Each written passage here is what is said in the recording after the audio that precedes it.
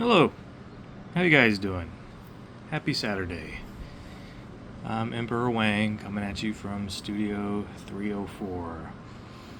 Got a couple of new things. I'll probably put them at the end of the video this time. Why not switch it? I feel like I've been pretty scarce lately. I'm still alive. The rumors of my death have been greatly exaggerated. So I just wanted to chat. Thought maybe I would lay out some interesting silver coins to gaze upon while we chat. Because silver is a topic of interest. Took a massive swan dive recently. It was sitting pretty at 304. Not 304. That's the studio I'm in. $34. And then it dipped to below 29 recently. Hey, that's the biz. It's crazy to me that it was due to the tariffs. There's a new tariff in town, which is a tariff on everything. Now, is that a great idea, the tariffs? I don't think so. No, I don't think anybody thinks so except for the administration. It's impossible to discuss the tariffs without discussing politics, which really isn't my jam on my normal videos here. I tend to save that for the weekends.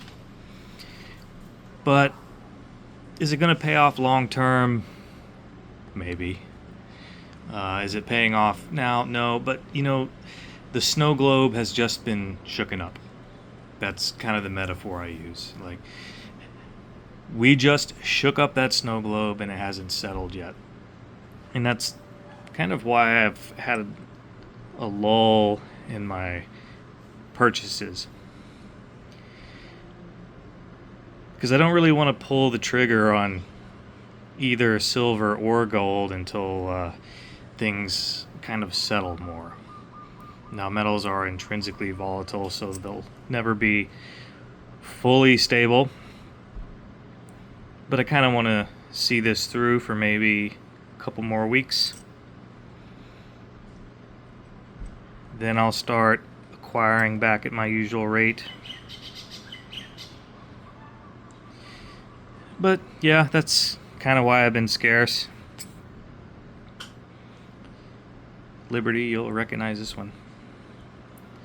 Now, I could have been posting videos on topics, my thoughts, but my mind is an arid desert where the seeds of thought can find no purchase.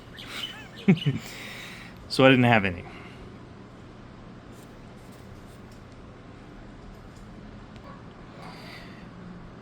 So today the gold and silver ratio is sitting at 102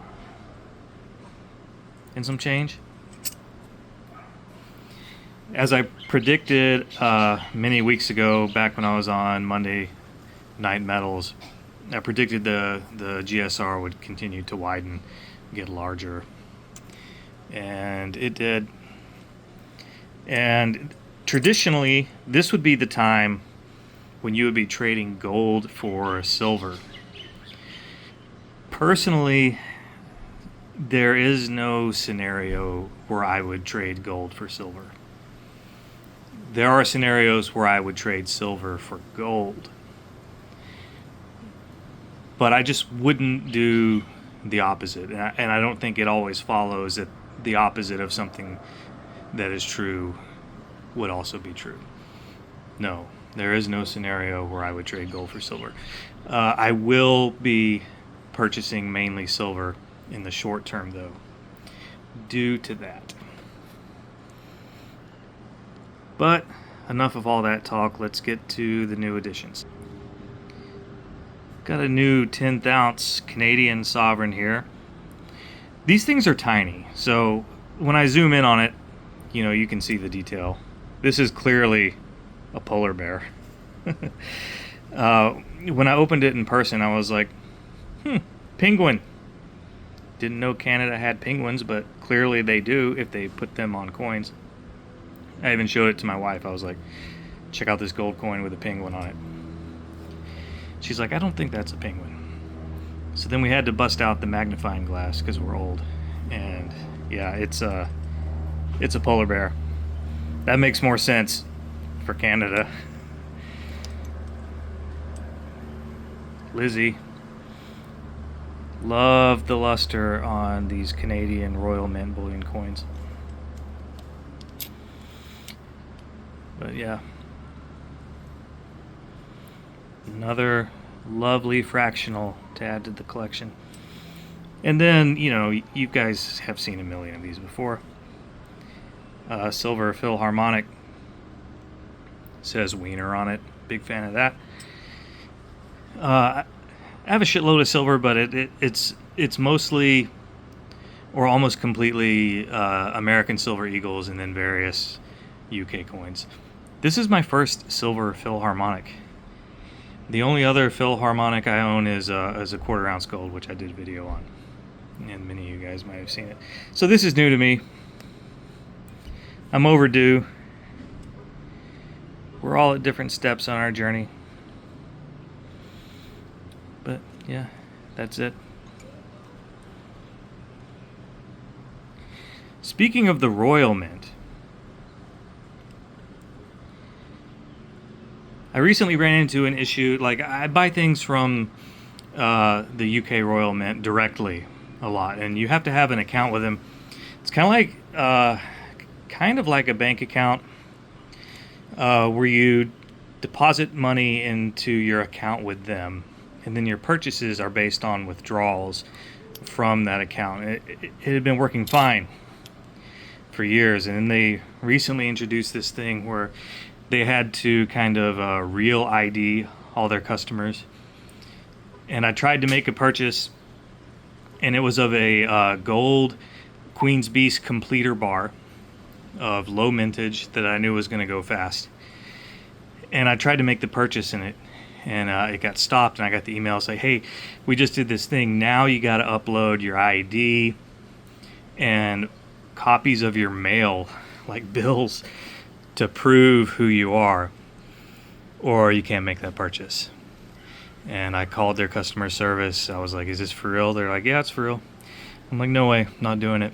I'm just gonna withdraw all my cash from the account and buy it on the secondhand market. And the lady was like, okay. So then I went to go do that, and they wouldn't let me withdraw my cash without going through the same process. So to reobtain my own money, I had to do that same ridiculous ID verification process they wanted for the transaction in the first place. And there's nothing I can do. This is a foreign country. You know, there's no authority I can appeal to. So I had to do it. And that sucks. And by the time I went through that whole process, the Queen's Beast completer gold bar was sold out. So thanks, Royal Mint. You suck. I'll be buying all your shit on the secondhand market from now on. Sorry for the rant.